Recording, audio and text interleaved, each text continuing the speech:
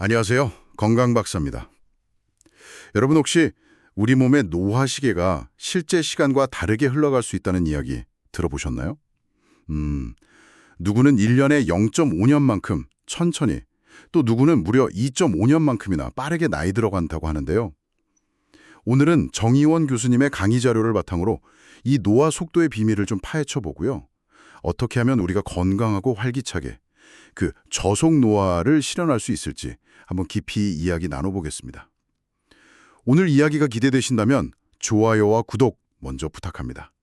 자, 그럼 교수님, 왜 이렇게 사람마다 노화 속도가 다른 걸까요? 이 속도 차이가 결국 나중에 건강 수명을 결정한다고 하던데요. 네, 그렇습니다. 그 차이는 뭐랄까, 결국 우리가 매일매일 어떻게 사느냐, 바로 생활 습관의 총합이라고 보시면 됩니다. 뭘 먹는지, 얼마나 움직이는지, 또 잠은 잘 자는지, 스트레스는 어떻게 관리하는지, 심지어 삶의 방향성까지도요. 이게 다 복합적으로 작용하는 거죠.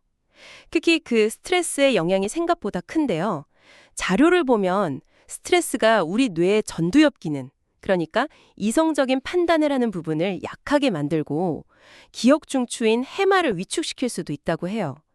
이게 연쇄적으로 충동 조절을 어렵게 만들어서요. 결국 막 자극적인 음식 같은 거에 쉽게 손이 가게 되고 이게 또 노화를 막 가속하는 악순환으로 이어질 수 있다는 겁니다. 스트레스가 식습관에까지 영향을 미쳐서 노화를 앞당긴다니 이거 참 흥미로운 연결인데요. 식단 이야기가 나온 김에 요즘 그 단순당이나 정제곡물, 초가공 식품 이런 것들 많이 먹잖아요. 그래서 젊은 당뇨 환자나 대장암, 치매 환자까지 늘고 있다는 지적이 있던데 예를 들어서 컵라면에 삼각김밥, 콜라 이런 조합은 어떤가요? 아하, 바로 그겁니다. 그런 식사는 혈당을 아주 그냥 급격하게 올렸다가 뚝 떨어뜨리는 이른바 혈당 스파이크를 일으키기 딱 좋죠. 이때 우리 몸의 에너지 센서라고 할 수 있는 mTR, 이건 단백질을 감지하고요. 또 인슐린, 이건 탄수화물을 감지하는데 얘네들이 과도하게 확 켜지는 거예요. 문제는 이런 과잉 활성화가 세포 스스로 노폐물을 청소하는 시스템, 자가포식이라고 하죠. 이걸 방해하고요. 세포 분열 속도도 막 높여서 줄기세포를 빨리 소진시킨다는 거예요. 게다가 염증이나 암의 원인이 될 수 있는 노화세포, 그 좀비세포라고 부르는 것들도 느릴 수 있고요. 결국 혈당 스파이크는 단순히 살찌는 문제를 넘어서 아예 세포 수준에서 노화를 막 촉진하는 거죠. 와, 그렇군요. 그럼 반대로 이 에너지 센서를 좀 진정시키고 노화 시계를 천천히 가게 하는 저속 노화 식단, 이건 구체적으로 어떤 건가요? 대표적으로 그 마인드 식단이라는 걸 참고해 볼 수 있어요. 핵심은 간단합니다. 통곡물, 콩류, 그리고 다양한 채소와 과일, 견과류, 올리브 오일, 생선, 닭고기 같은 거요. 그러니까 가공을 최소화한 자연 식재료 위주로 먹는 거죠. 반대로 튀김이나 단 음료, 과자 같은 초가공식품 섭취는 최대한 줄이는 거고요. 근데 너무 거창하게 생각할 필요는 없고요. 당장 흰쌀밥 대신 잡곡밥으로 또 간식으로 과자 대신 견과류 한 줌 이렇게 조금씩만 바꿔도 시작이거든요. 잡곡밥, 견과류 좋네요. 근데 튀김이나 단음료, 과자 같은 게 왜 그렇게 특히 안 좋은 건가요?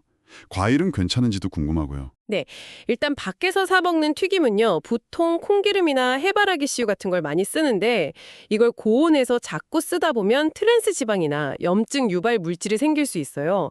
집에서는 올리브 오일이나 아보카도 오일 같은 걸 쓰는 게 훨씬 낫죠. 그리고 과일은요, 그 자체로는 식이섬유가 있어서 혈당을 천천히 올리는 편이에요.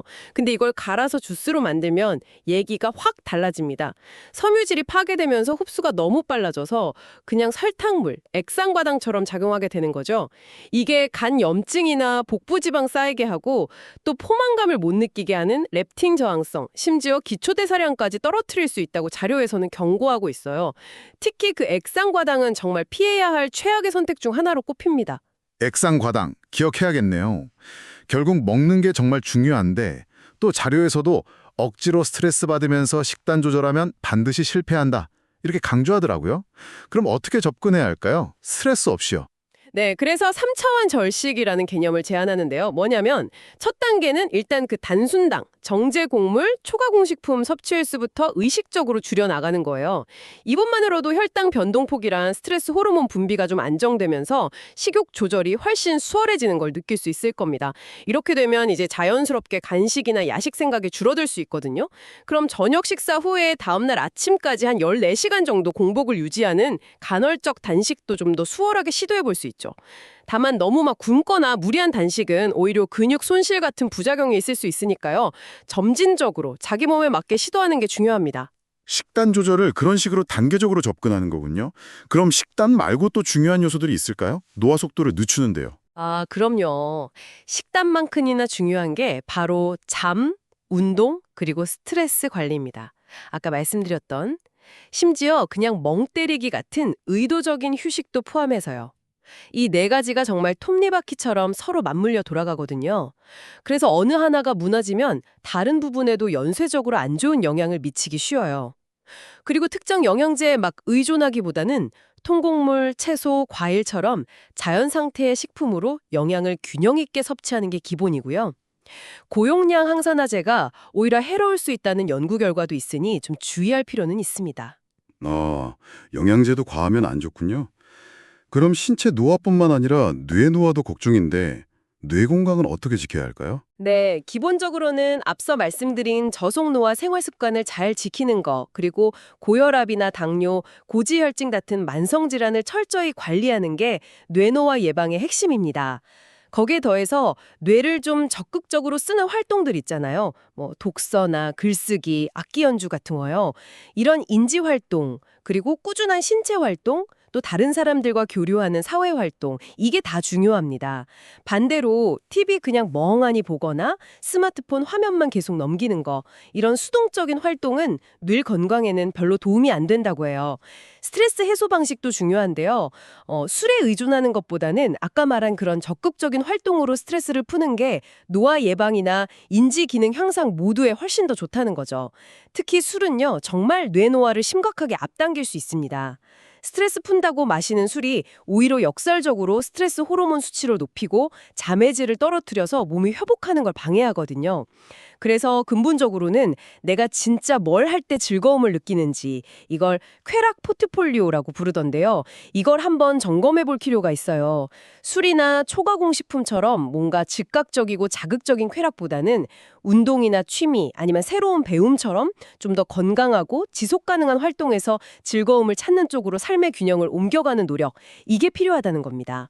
이게 어쩌면 노화 시계를 늦추는 근본적인 열쇠일 수 있어요. 와, 오늘 정의원 교수님 자료를 통해서 노화 속도를 늦추고 건강하게 나이 들기 위한 정말 다각적인 방법들을 살펴봤네요. 단순히 식단 조절뿐만이 아니라 운동, 수면, 스트레스 관리, 그리고 삶의 즐거움을 어디서 찾는지까지 정말 생활 습관 전반을 아우르는 통합적인 접근이 핵심이라는 걸 다시 한번 확인했습니다. 건강 시계를 좀 빠르게 가게 만들고 있지는 않은지 오늘 한번 조용히 성찰해보는 시간을 가져보시면 어떨까 싶습니다. 건강한 즐거움으로 삶을 채워나가는 그 첫걸음이 될 수 있을 거예요. 오늘 영상이 마음에 드셨다면 좋아요와 구독 부탁합니다. 오늘도 건강하고 활기찬 하루 되시기 바랍니다. 지금까지 건강 박사였습니다. 감사합니다.